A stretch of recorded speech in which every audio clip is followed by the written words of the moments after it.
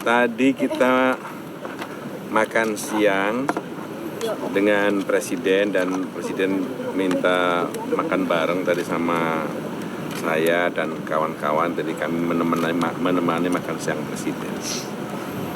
Apa yang dibahas, Pak? Ada hal khusus? Tidak ada hal khusus yang dibahas tadi ya.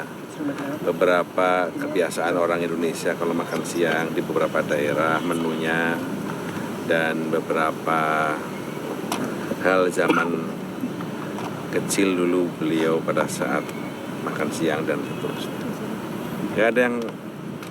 Nggak ada yang serius, nggak ada yang politis.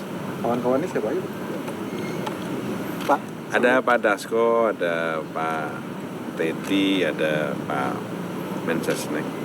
Pak, ini terkait dengan mundurnya Kepala PCO Hasan Nasbi, tadi ada pembahasan juga sih Pak, misalnya tanggapan sedikit. Pertama tidak ada dibahas sama sekali. Yang kedua saya juga belum baca, terus terang belum mendengar. Jadi saya tadi dikasih tahu kok sekeletapan oleh staf saya, jadi saya belum bisa komentar. Tapi komunikasi kelembagaan presiden bakal tetap jalan dong? Komunikasi, ya itu lembaga yang sudah ditentukan, jadi harus akses. Tapi soal itu saya terus terang belum tahu dan belum paham. Karena kan sebelumnya surat pernyataan mundur ini kan sudah disampaikan hari Senin ya Pak? Atau sudah lama juga? Iya, saya nggak bisa karena saya belum baca. Saya belum dengar, katanya udah di YouTube juga, saya belum lihat. Pak Muzani, apakah kedepannya ada sosok yang dinilai lebih tepat untuk menggantikan posisi PCO ini Pak? Saya belum tahu, jadi karena itu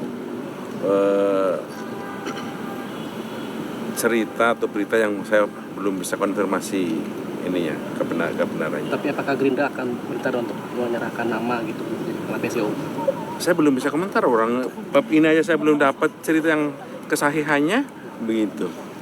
Pak, terkait evaluasi, terkait presiden minta evaluasi seluruh direksi BUMN itu gimana Pak?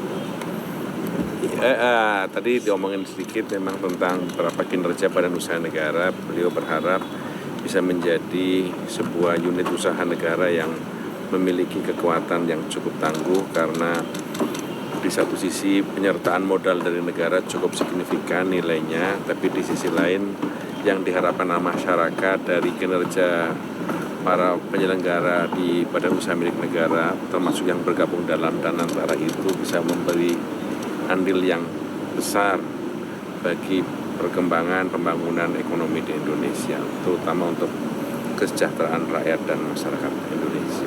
Pak Muzani, mengenai komunikasi pemerintah kan Pak Prabowo sempat menyinggung akan mengevaluasi ya mengenai komunikasi pemerintah. Apakah dari Gerindra memberikan saran bagaimana kedepannya lebih baik? Iya, bentuk komunikasi selalu dilakukan untuk dilakukan penyempurnaan dan perbaikan sehingga situasi dan keadaan itu bisa tetap relevan. Kemudian komunikasi dengan masyarakat bisa cepat, tepat disampaikan dengan baik kepada masyarakat. Terkait dengan jubir pemerintah dan istana ini, apakah katanya banyak menyarankan untuk lebih sering bersamaan dengan Pak Presiden? Ini apakah Gerindra menilai benar seperti itu? Ya, saya kira baik.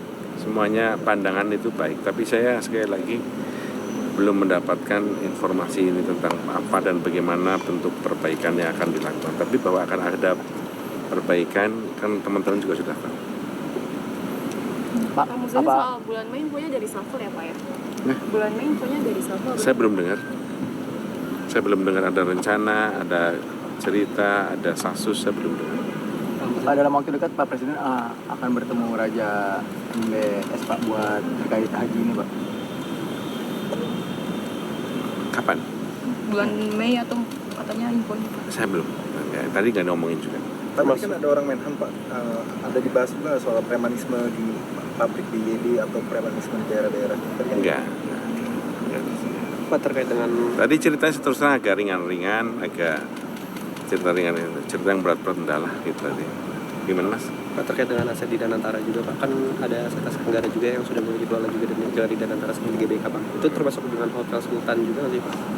Dan beberapa saya nggak ikut membaca atau mempelajari terdiri dari apa saja aset yang dihitung sebagai penyertaan di Danantara. Pak, mengenai rencana Pak Prabowo untuk memulangkan warga Gaza ini apakah lanjut Pak? Prosesnya? Yang ada dalam pikiran beliau adalah bagaimana ketika Palestina merdeka itu orang-orang yang mengalami trauma perang, anak-anak, perempuan, wanita, terus orang-orang yang cacat itu bisa segera pulih dan bisa kembali ke tanah air.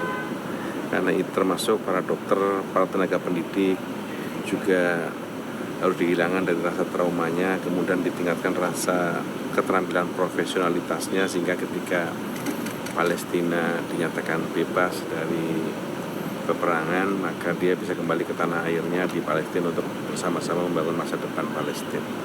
Apakah disebutkan target kapan waktu pemulangannya ini, Pak? Iya, beliau sedang bicarakan dengan negara-negara sekitar kawasan Palestina. Oke. Ya.